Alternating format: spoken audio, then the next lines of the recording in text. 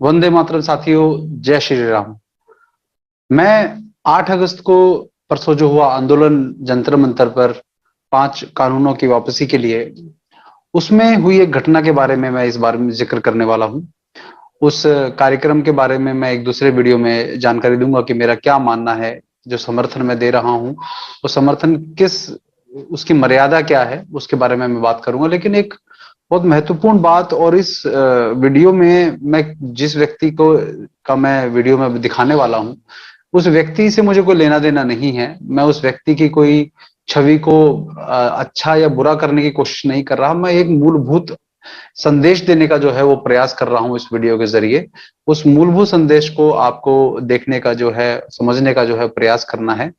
तो वो क्या विषय है, मैं उस विषय के ऊपर आपको ये वीडियो दिखाना चाहता हूं। तो सबसे पहले उस वीडियो को देख लेते हैं, जिस वीडियो के कारण मुझे ये वीडियो, इस व्यक्ति का जो है एक तरह से उसकी मर्जी के बिना ये इंटरव्यू लेना पड़ा। और ये जंतर मंतर पे मुझे ये व्यक्ति मिला, और मैंने 2 साल से मैं शायद इस विषय पे इससे बात करने की कोशिश कर रहा था। लेकिन परसों जंतर मंतर पर जब ये मिला तो मैंने इससे इस बारे में प्रश्न किया। ये व्यक्ति विष्णु गुप्ता है, जो हिंदू सेना के नाम से बहुत सारे हिंदू प्रकल्प वगैरह में जो है हिस्सा लेता रहता है बढ़ चढ़कर। उस विषय पे मेरा इसके साथ किसी प्रकार का कोई वो नहीं है, वो अच्छा काम कर रहा होगा। लेकिन एक ऐसा विषय, ऐसा इसने काम किया 2 साल पहले, जो कहीं ना कहीं अंधे अपने विरोध के चक्कर में इसने एक ऐसी चीज कर दी जो इसे नहीं करनी चाहिए थी। उसके विषय में ये वीडियो है, तो पहले आप ये वीडियो देखिए।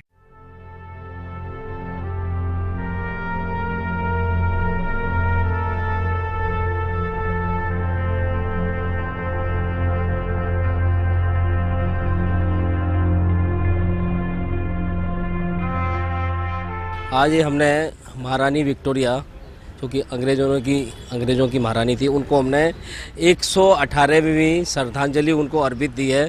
और हमारा श्रद्धांजलि देने के पीछे ये मकसद है कि 1857 में डायरेक्ट ईस्ट इंडिया कंपनी से जब रानी के अंडर ईस्ट इंडिया आया, तब से हमें पहली आज़ादी मायने में हम बता सकते हैं कि मुग़ल आताताही आतंकवादी मुस्लिम शासन से हमें महारानी ने आज़ादी दिलाई। वो हमारी सबसे पहली आज़ादी थी।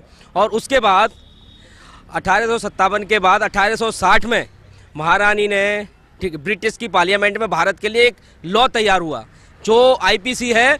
हम उसको आज भी फॉलो कर रहे हैं। और आईपीसी आने के बाद एक कमज़ोर आदमी को भी भारत में बोलने की आज़ादी मिली, बराबर का दर्जा मिला, और लोकतंत्र स्थापित करने में बहुत बड़ी भूमिका अंग्रेजों की रही है।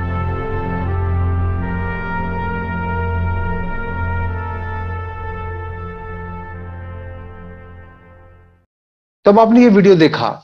इस वीडियो में जो ये बोल रहा है, इसके ऊपर मैंने जंतर मंतर पे इसके सामने आके से प्रश्न किया कि ये तुमने गलती क्यों की। हालांकि कोई बहुत सेटिस्फेक्शन वाला उत्तर ये नहीं दे पाया, मुझे संतोष नहीं हुआ इसके उत्तर से, क्योंकि मुझे पता है कि हो क्या रहा है।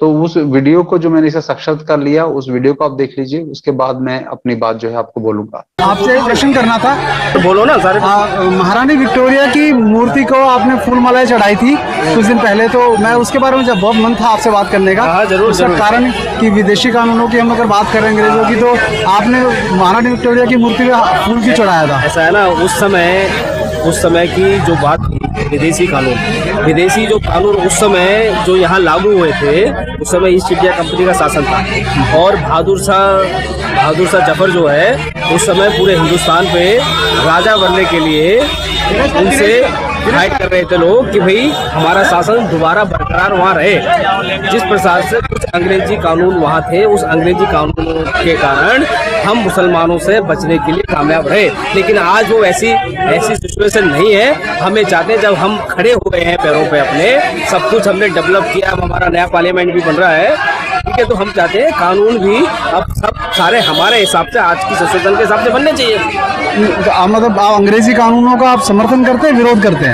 ऐसा है ना कि कुछ कानून उस समय जो थे वो अच्छे थे, लेकिन आज की समस्या में और आज तक जो भी इंडियन पेनल कोड है और जो भी चीज़ें चल रही हैं, वो आज तक भी देश उन्हीं कानूनों से चल रहा है। तो अब हमें स्वतः अब हम स्वतः खुद ही कुछ कानूनों में संशोधन करते हुए, जो कानून ठीक नहीं है भारत के लिए, तो आप उन विदेशी कानूनों को दोबारा कभी इस प्रकार का मतलब करेंगे? उस समय कोई ऐसे स्टंट था टाइप का कि कर दिया चलो ठीक है, या आपको मन से तो वो समस्या की, वो उस समय की बात थी 1857 की।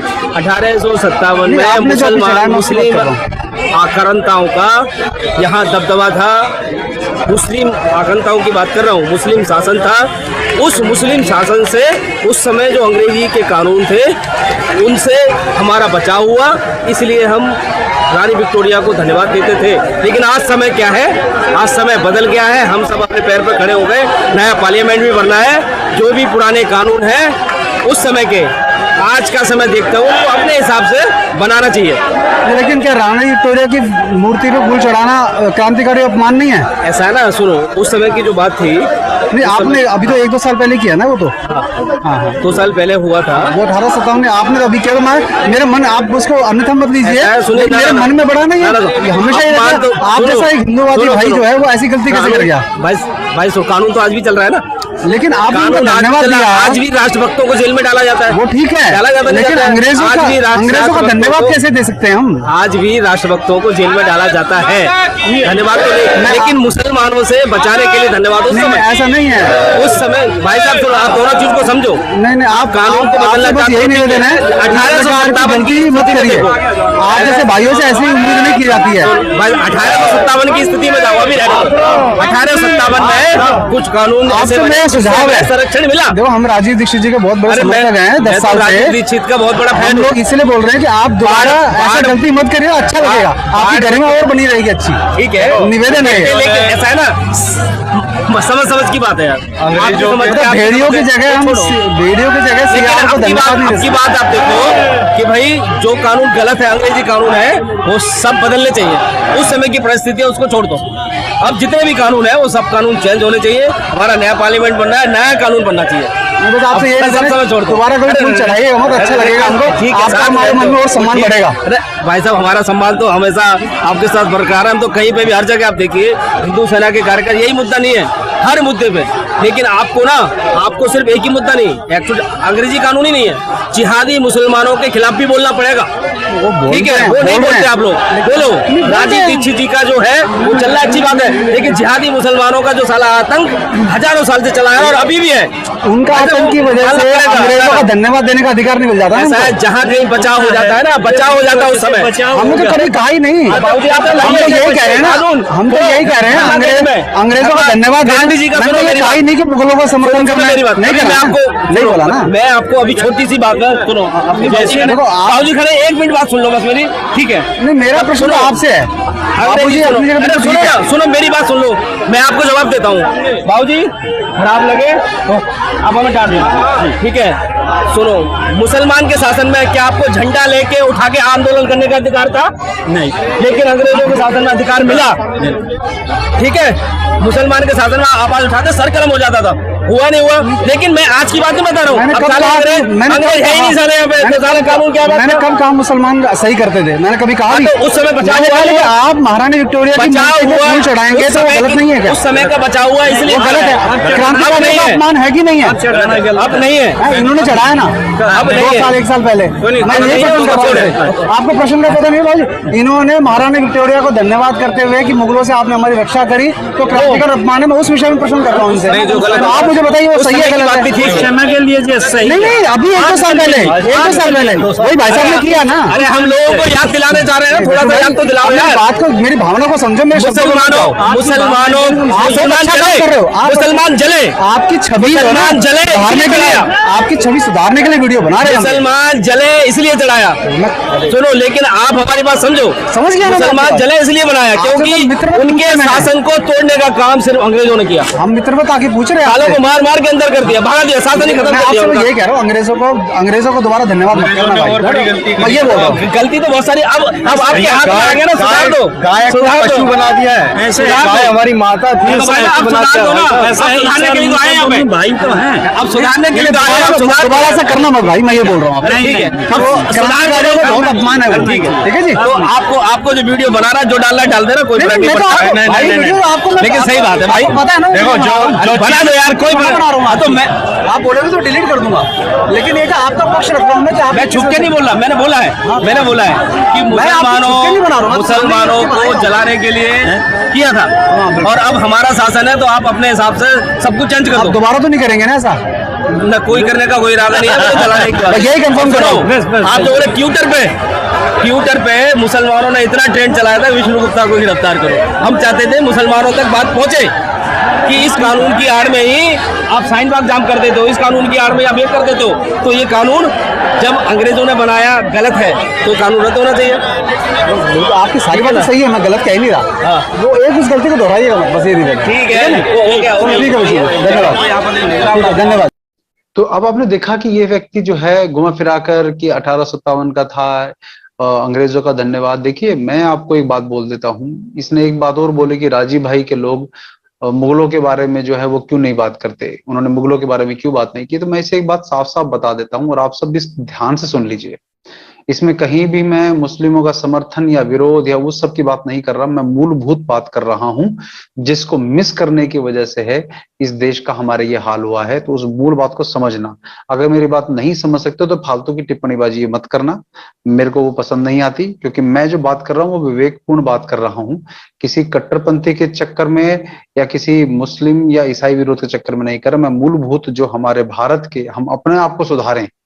ये लोग तो अताताई लोग हैं, ईसाई हो मुस्लिम हो, इन लोगों को जो अपने धर्म के लिए, अपने उद्देश्य की पूर्ति के लिए करना था, इन्होंने किया। जहां पर भी ये गए, जिस देश में भी अंग्रेज गए या ये गए, लेकिन हमने होने दिया, ये सबसे बड़ी प्रॉब्लम थी।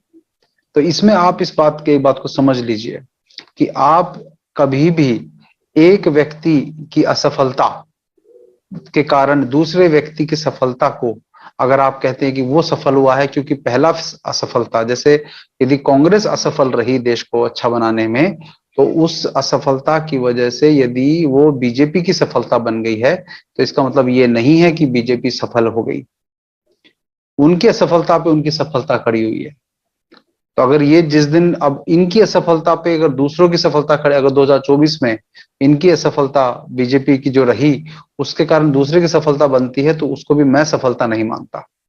ठीक वैसे ही यदि मुस्लिमों के कारण अंग्रेजों को भारत में आने का अवसर मिला या उनको दिया गया या उन्होंने लिया, तो उसका मतलब ये नहीं था कि वो सफल थे। ये विष्णु गुप्ता ने यही गलती की। ये कहता है कि मैंने मुसलमानों को जलाने के लिए, तो तुम उनको जलाने के लिए तुम महारानी विक्टोरिया की मूर्ति को करके सम्मान, उस हमारे क्रांतिकारियों का अपमान कर दोगे, ये तो बर्दाश्त नहीं होगा। तुम भले हिंदू सेना के हो चाहे मुस्लिम सेना के हो, हमें उससे कोई मतलब नहीं है। लेकिन तुम, क्योंकि मैं तुम्हें एक बात साफ साफ बोल देता हूं कि मुगलों ने इस देश के ऊपर आक्रमण किया, इस देश को धार्मिक रूप से नष्ट करने के लिए बहुत प्रकल्प किए, मैं उससे बिल्कुल सहमत हूं उन्होंने इस देश में। लेकिन मुगलों ने कभी भी इस देश की मूल चूल व्यवस्था जो थी, बिल्कुल मूलभूत व्यवस्थाएं थी, उन मूलभूत व्यवस्थाओं को खत्म कभी नहीं किया।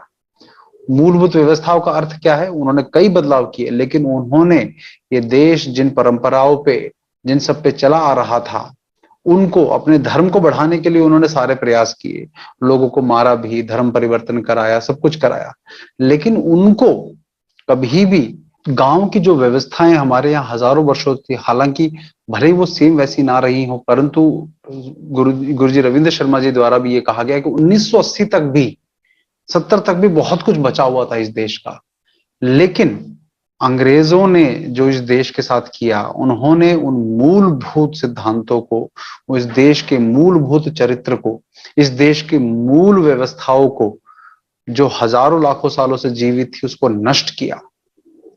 तो हम कभी भी ये नहीं कहते हैं कि मुगलों ने आक्रमण किया तो सही किया, परंतु 1000 वर्ष तक शासन करने के बावजूद इस देश में वो व्यवस्थाएं बनी रही, वो समृद्धि इस देश में जो बनी रही, वो सब जो बना रहा जो पहले भी था, लेकिन अंग्रेजों के 200 वर्ष के शासन में ही वो नष्ट हो गया।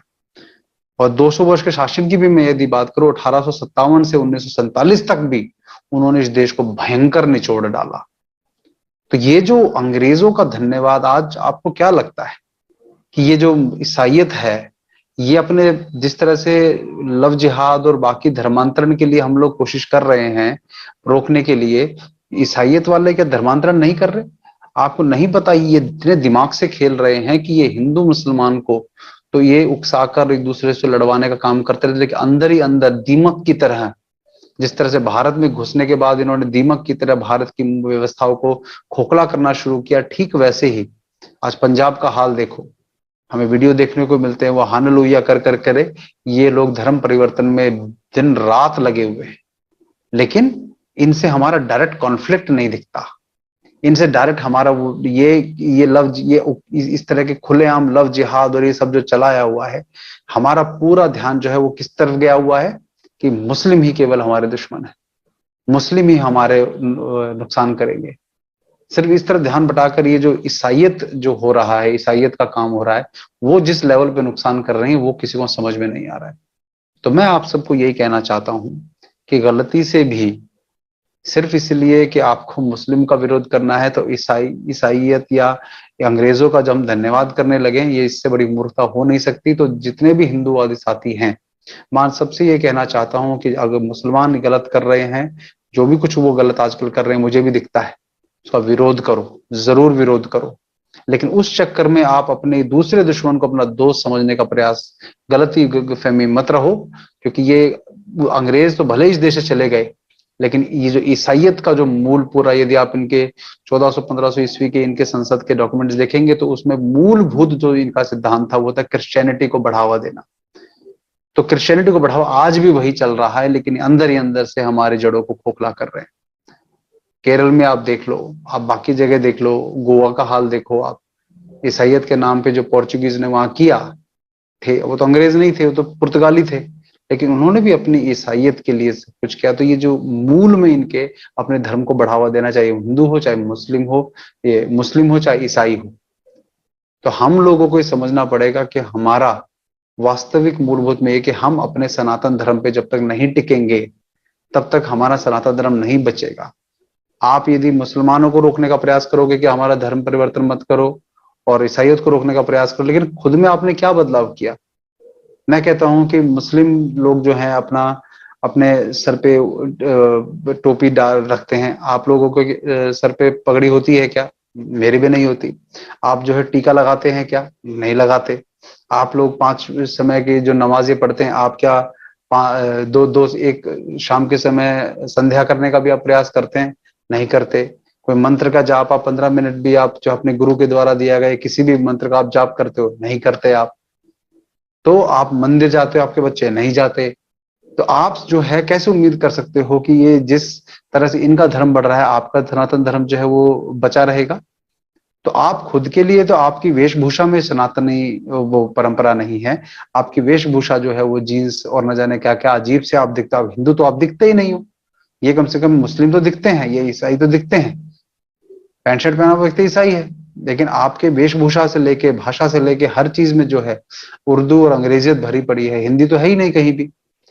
तो ये जो वीडियो है उसका यही उद्देश्य है, मैं किसी हिंदूवादी भाई को जो काम कर रहा है वो अच्छा करता रहे, लेकिन इस तरह की गलतियां जो पीछे आपको बैकग्राउंड में भी दिख रही है, ऐसी गलतियां मत करो। ये गलतियां हमारे क्रांतिकारियों की आत्माओं को भी जो है दुखी करती है, अपमान करती है। तो इस तरह की गलतियां करके अपने सनातन धर्म को जो है वो बदनाम मत करो कि आप जो है एक गलत को सोचकर दूसरे गलत को अपना सही मानने लगते हो। ये गलत धारणा है बिल्कुल। तो इसी मूलभूत संदेश के साथ मैं अपनी वीडियो खत्म करता हूं। मेरे इस वीडियो से जो है आप कुछ बात अच्छी लेनी है तो लीजिए, यदि आप लोग मेरी बात सहमत नहीं हो तो फालतू की कृपया टिप्पणी मत करें। उल्टी सीधी टिप्पणी करेंगे मैं डिलीट ब्लॉक सीधा मारूंगा। मेरे पास समय नहीं है आप लोगों की फालतू बकवास किसी के फालतू टिप्पणी का उत्तर देने का। वंदे मातरम। जय श्री राम।